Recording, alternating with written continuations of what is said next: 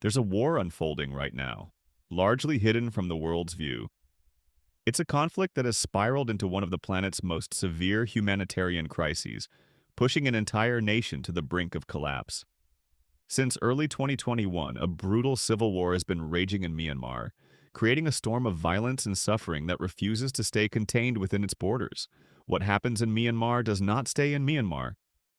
And while the headlines may be scarce, the stakes couldn't be higher. This isn't just a distant tragedy. It's a geopolitical time bomb ticking on the doorstep of Asia's great powers. Its explosion threatens to reshape global stability, fuel international crime, and unravel the very fabric of a nation of 55 million people. This is the story of Myanmar's forgotten war, and this is why the world must start paying attention. The human cost of this conflict is staggering, a catastrophe measured in millions of shattered lives. Right now, nearly 20 million people, a full third of Myanmar's population, are in desperate need of humanitarian aid. The number of people forced from their homes has surged to over 3.5 million, a population of displaced people living in makeshift shelters or jungles with little to no access to food, clean water, or medicine. Since the military seized power in 2021, its forces have waged a campaign of terror against their own people. Well over 6,000 civilians have been killed. More than 22,000 have been arbitrarily detained, many subjected to horrific torture in prisons and interrogation centers. Across the country, over 55,000 civilian buildings, homes, schools, hospitals, and places of worship have been destroyed, erased by airstrikes and artillery fire in a scorched earth strategy of collective punishment. They're not just fighting a war, they're trying to extinguish the future for the people of Myanmar. But the horror doesn't end there. This internal collapse has created a geopolitical powder keg, and its fuse is rapidly burning down. Section 1. The problem, the geopolitical powder keg. To understand the global stakes, it helps to look at a map. Myanmar is a strategic crossroads, sharing long, porous borders with two nuclear-armed rivals, China and India, and also with Thailand, a key U.S. ally in Southeast Asia. For decades, this geography has made it a landscape of competition. But today, the Civil War has transformed it into a focal point for a dangerous great power struggle, primarily between China and the United States and its allies. This isn't some simple Cold War proxy fight. It's a chaotic, multi-sided conflict where regional powers are maneuvering for influence, often at the direct expense of the civilian population. The state's collapse has created a vacuum, a lawless territory that has become a global incubator for transnational crime. The conflict's spillover effects are already destabilizing the region through massive refugee flows, an explosion in drug trafficking, and the rise of industrial-scale cyber scam operations that reach across the globe. The international community's response has been fractured and, frankly, tired. While Western nations have condemned the violence, diplomatic engagement is fading, and some countries are dangerously considering normalizing relations with the military regime.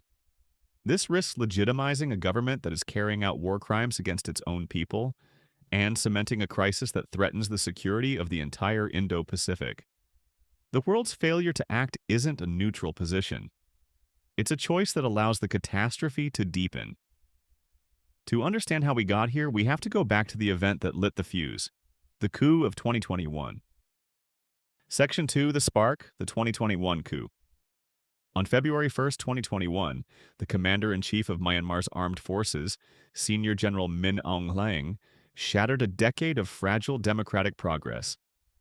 The military, known as the Tatmadaw, arrested the country's democratically elected leader, Nobel laureate Aung San Suu Kyi, and other senior officials from her party. The junta justified its power grab with baseless claims of fraud in the 2020 election, which her party had won in a landslide. What happened next was an incredible display of nationwide defiance. Hundreds of thousands of people from all walks of life, students, doctors, teachers, and factory workers, poured into the streets in peaceful protest, demanding a return to democracy. This spring revolution was met with unimaginable brutality. The Tatmadaw didn't respond with riot police. It responded with battlefield weapons. Security forces fired live ammunition into unarmed crowds, gunning down protesters in the streets. The massacre of peaceful demonstrators was a turning point. It extinguished any hope for a nonviolent solution and convinced a generation of young people that the only way to reclaim their future was to fight for it. Across the country, ordinary citizens began to take up arms, forming local defense groups that would grow into a nationwide armed resistance.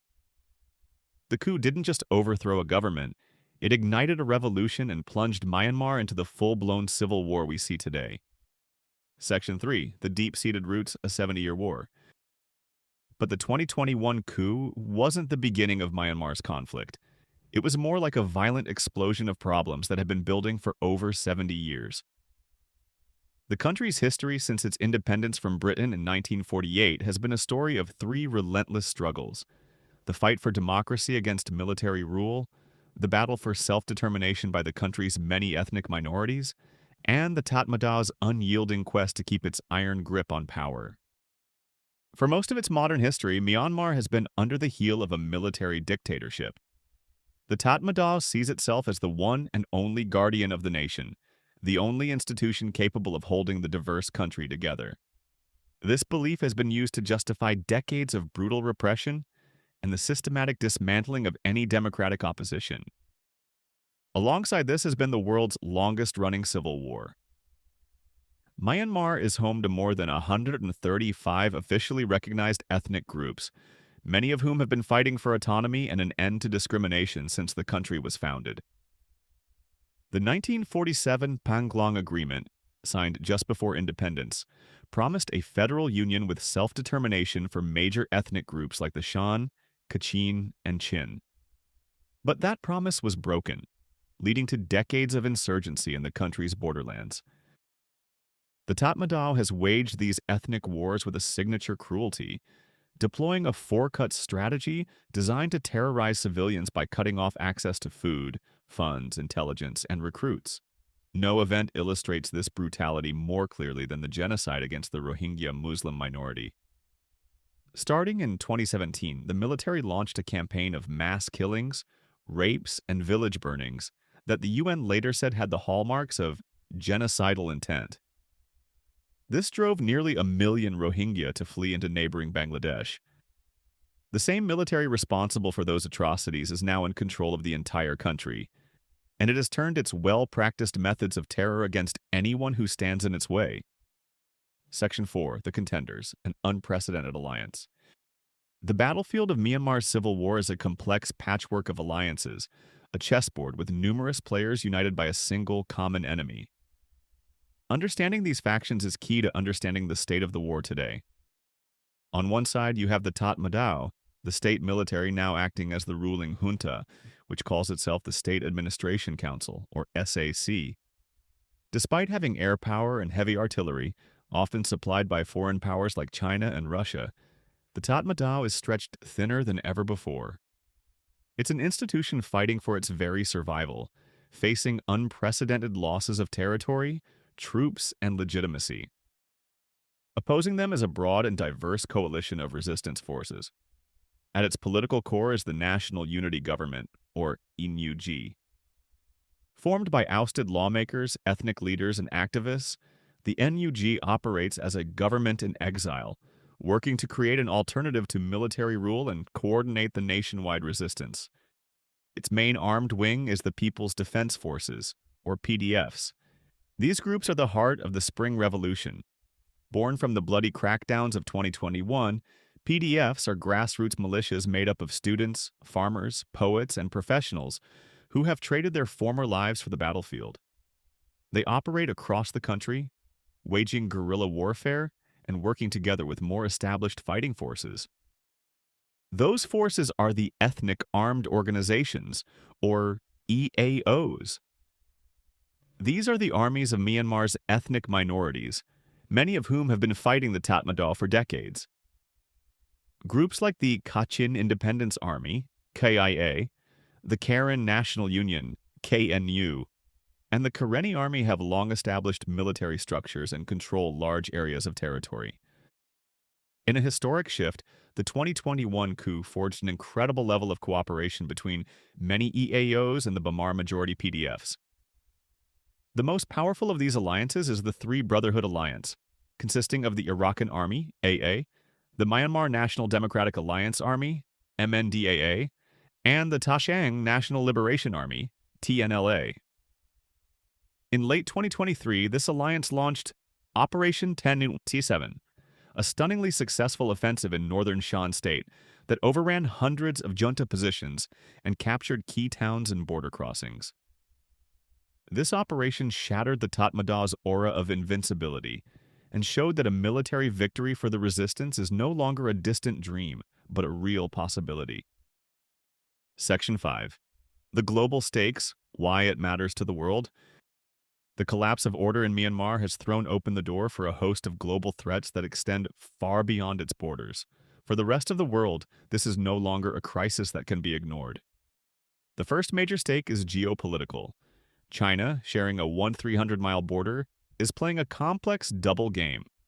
Officially, it calls for stability, but in practice, it provides diplomatic cover and military support to the junta, seeing the Tatmadaw as the only group that can protect its vast economic interests, like critical oil and gas pipelines.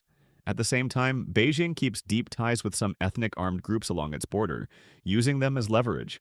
When cyber scam centers in Myanmar started targeting Chinese citizens, Beijing gave the green light to the Three Brotherhood Alliance to launch Operation 1027 to dismantle them. But when the resistance became too successful and threatened the junta's collapse, China quickly shifted, pressuring the alliance into a ceasefire to protect its own strategic interests. This makes Myanmar a tinderbox where China's actions or inaction can escalate the conflict at any moment. Second, Myanmar has become a global hub for transnational crime.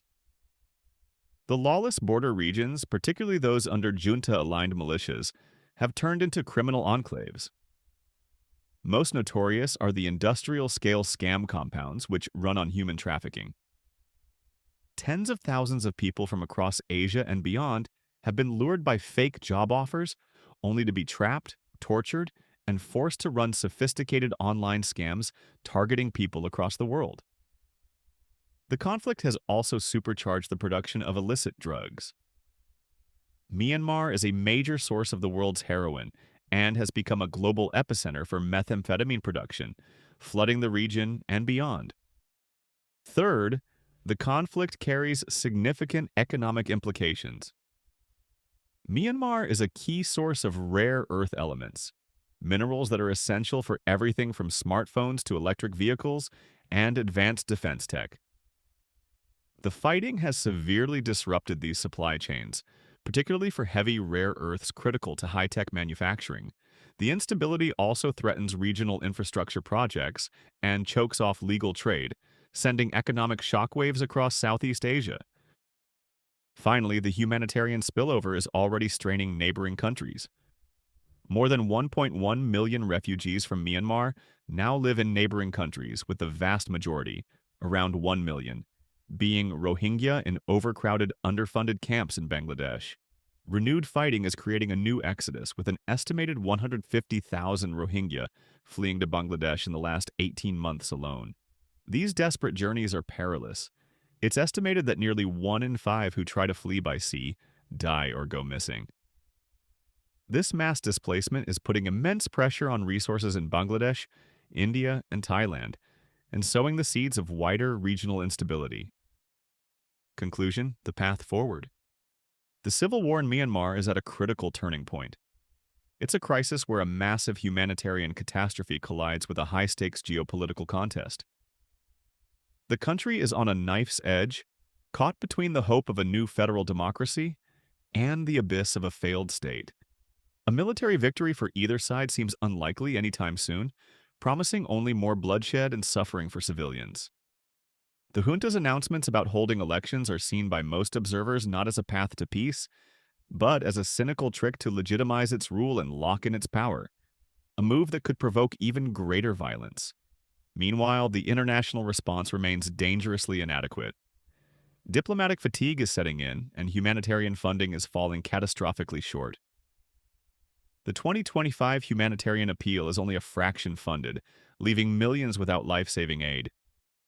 The people of Myanmar are fighting for the very soul of their nation, but they can't do it alone. The world's attention is a form of pressure, a statement that the atrocities being committed won't go unnoticed. Ignoring this war won't make it go away. It will only allow the suffering to deepen, the region to destabilize, and the global threats coming from its lawless spaces to grow. The fate of Myanmar hangs in the balance, and the question for the international community is no longer if it should pay attention, but what the consequences will be for all of us if it continues to look away. The first step to solving a forgotten crisis is to remember it. The people of Myanmar need the world to bear witness to their struggle. Please share this video to help raise awareness about one of the most urgent and overlooked crises of our time. And for more deep dives into complex global issues, make sure to subscribe and turn on notifications. Your attention matters. Thank you for watching.